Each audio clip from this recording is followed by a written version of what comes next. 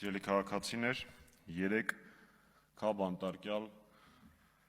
իմպիչմենտի միասնական թեկնածու Դավիթ Համբարձումյանը նամակով դիմել է Հանրապետական կուսակցության գործադիր մարմնին եւ դրա արձագանքը մոտ օրերս Հանրապետականը պաշտոնական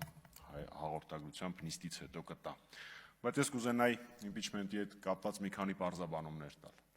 Առաջին, տարածված կարծիք է, որ առկա է իրավական արգելք, որևէ իրավական արգելք իմպիչմենտի համար չկա, որևէ ժամկետ կապված ընտրությունների հետ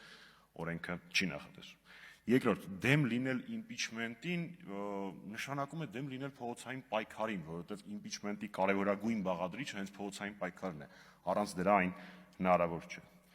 Իմպիչմենտը եւ ընտրական գործընթացները միմյանց չեն հակասում, ոչ իրավական, ոչ քաղաքական, ոչ քաղաքագիտական տեսանկյունից, որովհետև նույնիսկ եթե իմպիչմենտը հանկարծ եւ չհաջողի, ապա առկա փողոցային պայքարը, առկա փողոցային ակտիվությունը հավելյալ լծակ է իշխանությունների նկատմամբ, որպեսզի ընտրությունները չկեղծվեն կամ գոնե ակնհայտ կեղծիքներից իրենք երկու անգամ մտածեն դրանցից առաջ։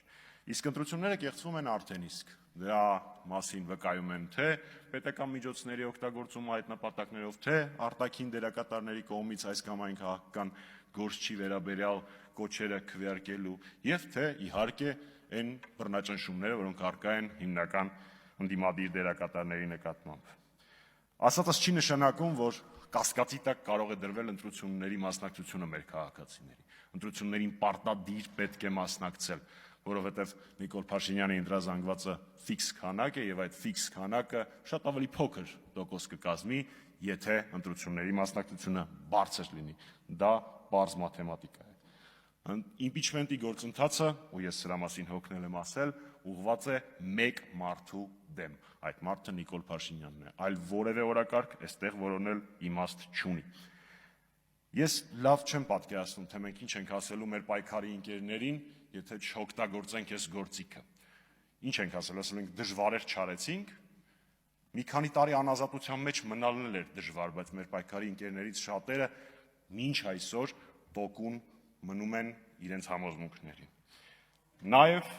կան մարդիկ, որոնք անվանում էին այդ գործընթացը անլուրջ, բայց փաստորեն